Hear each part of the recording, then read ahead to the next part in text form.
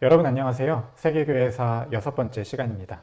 지난 5번에 걸쳐서 우리가 기원전 2000년대부터 시작해서 한 기원전 200년쯤까지 유대교의 시작과 그 흐름, 그리고 유대교가 계속 활동했던 그 이스라엘 땅과 주변 세계의 역사에 대해서 정말 간략하게 살펴봤어요. 그러다 보니까 너무 많은 생략과 또 어디에 중심을 맞춰야 될지 몰라가지고 좀 다소 어렵게 들릴 수 있었는데요. 이거는 말이 어려운 거는 말하는 사람이 잘 이해하지 못했다라는 뜻이기도 하고요.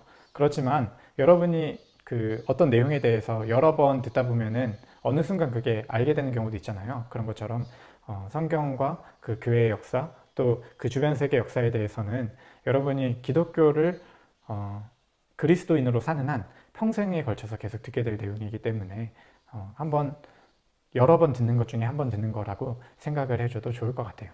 어쨌든 오늘 그 내용으로 들어가 보겠습니다. 지난번에 이제 살펴봤던 역사에 대해서 아주 간략하게 연대와 그 흐름을 잠깐만 짚어보면요. 너무 큰 흐름이긴 하지만 이것만 기억하면 좋을 것 같아요. 망한 걸 위주로 기억하면 좋아요. 기원전 700년대쯤에 북이스라엘이라고 하는 나라가 먼저 아수르라고 하는 제국에 의해서 망하게 되었어요. 그때만 해도 아수르가 이 고대 중동 지역에 패권을 가지고 있었는데요. 이 아수르라고 하는 나라가 이제 바벨론이라고 하는 나라에 의해서 그 패권을 빼앗기게 되고, 남유다라고 하는 나라는 586년에 다 팔려 나갔다고 해서 586이라고 외우면 좋다고 했는데, 이 586년에 바벨론에 의해서 망하게 되고 바벨론 포로로 끌려갔다고 했죠. 이때 굉장히 많은 성경들이 쓰이게 되었던 거에 대해서도 이야기를 했죠. 그리고 그 포로 중에는 우리가 잘 알고 있는 에스겔이나 다니엘도 있었다라고 했어요.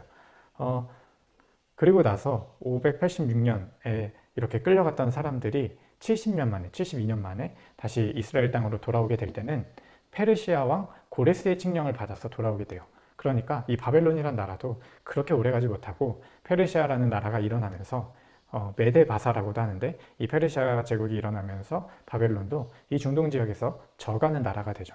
그래서 아수르, 바벨론, 페르시아 순으로 이렇게 제국들이 흘러오게 되고, 이 페르시아도 성경에는 나오진 않지만 500년대부터 시작해가지고 333년에 그 터키의 이스 지역에서 한 전투가 있게 되는데, 그때 그리스 지역의 마게도니아라고 하는 곳에서 알렉산더라고 하는 사람이 등장하게 되는데, 전쟁에 천부적인 재능을 가지고 있었고, 이 전투에서 기존 전쟁과는 조금 다른 전법을 가지고선 페르시아 군대를 이기게 돼요. 그리고 나서 아주 빠른, 마치 다니엘 7장에 나오는 그 날개가 달리고 다리가 날개가 쭉 있고 머리가 4개 있었던 그 이상한 형태를 묘사하는 것을 본 것처럼 아주 빠르게 이 지역을 점령하게 되는데, 아프리카 북부 쪽으로 시작해가지고 인도까지, 그 다음에 유럽까지 이렇게 다 점령하게 된 거대한 제국을 이뤄내게 되죠. 그런데 이렇게 거대한 제국을 이뤄냈는데도 알렉산더는 아주 짧은 생애를 살았어요. 우리가 그 이스라엘 지명을 얘기할 때 가이사랴, 빌립보 뭐 이런 도시들이 로마의 황제 카이사르를 위해서 만들었던 도시인 것처럼 알렉산더를 위해서 만들었던 도시가 아프리카 북부에 있는 알렉산드리아라고 하는 도시가 있는데요. 이건 나중에 초대교회사에 대해서 얘기를 할 때 그때 꽤 많이 등장하는 아주 중요한 도시 중에 하나예요. 알렉산드리아가. 여하튼 이 알렉산더의 헬라는 알렉산더가 죽고 나서 4분할 된다고 했었죠. 머리가 4개였으니까. 우리가 기억할 거는, 중요한 거는 프톨레미 왕조라고 있었고 셀류키드 왕조라는 데가 있었는데, 프톨레미는 처음에 이 이집트 지역과 이스라엘 땅을 차지하고 있었고, 그 다음에 아주 가장 크게 해가지고 그 바벨론 지역, 그 메소포타미아 지역을 차지하고 있었던 거는 셀류키드 왕조라고 했어요. 300년대에 이렇게 영역을 가지고 있었는데, 기원전 190년쯤에 이 셀류키드 왕조가 이스라엘 땅을 전쟁으로 빼앗게 되면서 이 이스라엘 땅이 이 셀류키드의 지배 아래 내려가게 되었다고 했어요. 여기까지가 이제 지난 시간에 우리가 다루었던 내용이고요. 오늘은 그거에 이어서 조금 더 얘기를 하면요. 이 셀류키드 왕조가 이 지역을 차지하게 되었을 때는 안티오쿠스 3세가 왕이었는데, 그 이후에 셀류커스 4세가 왕위에 오르고, 그 다음에 얼마 지나지 않아서 암살이 되고요. 안티오쿠스 4세가 이 지역에서 왕이 되었는데, 이 안티오쿠스 4세가 유대인 말살 정책을 펼쳐요. 그리고 로마가 그 당시에 패권을 쥐는 나라로 등장을 하게 되면서 퇴각 명령을 내리죠. 그럴 때 유대인들을 많이 학살하는 사건도 있어요. 어쨌든 이 안티오쿠스 4세가 펼쳤던 그 유대인 말살 정책 안에는 어떤 내용이 있었냐면은, 성전에 이 안티오쿠스 4세가 섬기던 신이 제우스였는데 제우스 신상을 세웠어요. 근데 유대교의 성전 안에는 지성소에도 어떠한 형상도 없어요. 왜냐하면 하나님은 어떠한 형상 안에 갇힐 수 없는 하나님이기 때문에. 그래서 유대인들에게는 그 신상을 세울 수가 없었는데, 거기에 신상을 버젓이 세우고, 그 다음에 유대인들이 굉장히 부정하게 여기는 돼지를 가지고선 그 성전 안에서 제사를 드리고 피를 뿌리는 그런 일이 있었죠.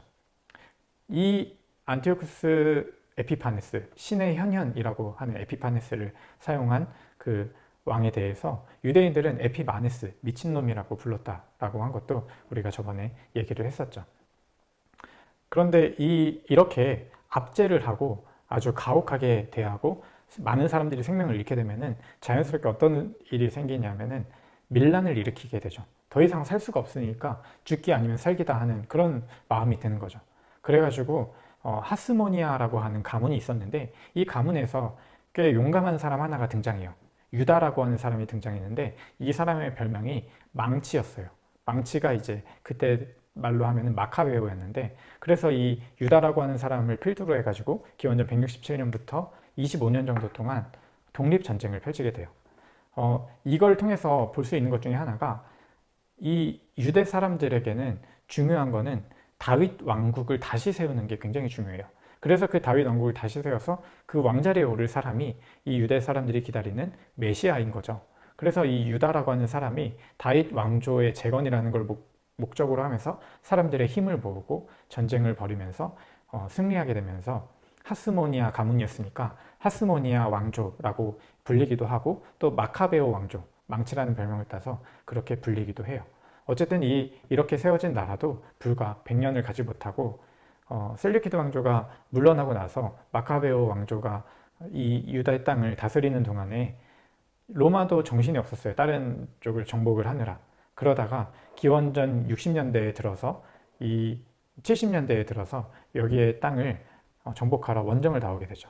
그때 그 원정을 나왔던 그 장군의 이름이 베스파시아누스인데, 이 베스파시아누스가 원정을 나왔다가 전쟁을 하다가 이제 황제로 임명을 받으면서 돌아가게 돼요. 평민 출신의 최초의 로마 황제였어요, 베스파시아누스는. 이 베스파시아누스에 대해서도 조금 얘기를 해보면은, 이 베스파시아누스의 아들 장군 티투스가 이 전쟁을 이어서 하게 되고요. 그 티투스와 형제 관계, 베스파시아누스의 또 다른 아들 중에 한 명이 도미티아누스예요. 이 도미티아누스는 나중에 우리가 교회사, 또 초대교회사를 얘기할 때 아주 가혹한 박해를 가한 로마 황제 중 하나로 등장하게 돼요. 어쨌든 이 티투스가 이스라엘의 그 마카베오 왕조, 하스모니아 왕조를 무너뜨리게 되죠. 기원전 70년경에 예루살렘이 무너졌고요. 그 다음에 또 7년 정도 동안 마사다라고 하는, 그 저번에 사진을 한번 보여드린 적이 있는데, 이 최후 황전지에서 저항을 하게 돼요. 거기는 이제 기원전 63년에 멸망을 하게 되면서 이 마카베오 왕조가 완전히 멸망을 하고 로마가 이 지역을 점령하게 되는 게 그 당시의 역사예요. 여하튼 이런 흐름 속에서 이 유대가 흘러오잖아요. 그러다 보니까 이 유대인들이 뭐 기원전 586년 혹은 북이스라엘 멸망 때부터 많이 흩어지게 돼요. 포로로 끌려가기도 하고, 또 삶을 위해서 어딘가로 흩어지기도 하고, 끌려가고 팔려가고, 그러면서 흩어지게 된 유대 사람들을 우리는 디아스포라라고 불러요. 우리가 우리의 슬픈 역사 속에서도 흩어져서 전 세계에 살고 있는 사람들을 한인 디아스포라라고 부르는 것처럼 그 유래가 여기에서부터 시작이 되었어요. 어쨌든 이런 배경 속에서 이 지역에 패권을 가졌던, 그 당시에는 이게 세계의 중심이었는데요. 고대 중동의 패권을 가졌던 게 아수르, 바벨론, 페르시아, 헬라, 로마 순으로 이렇게 오는 것을 우리가 지금 볼 수가 있어요. 그 안에서 유대인들은 메시아를 기다리게 되었는데요. 이 메시아는 두 가지 메시아가 있어요. 유대 사람들에게 메시아라고 하는 게 뜻이 뭐죠? 기름을 붓다 라고 하는 거죠. 여러분이 좋아하는 어노인팅이죠. 헬라어로는 그리스도라고 부르죠.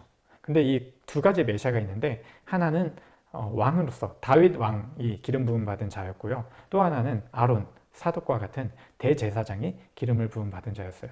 그러니까 당연히 이 이스라엘 사람들은 왕의 그 권위를 가진 사람이 이 지금 눈에 보이는 제국을 뒤집어서 혁명을 일으켜서 여기에서 하나님 나라를 세울 그런 기름 부음 받은 자를 기다리고 있었던 거죠.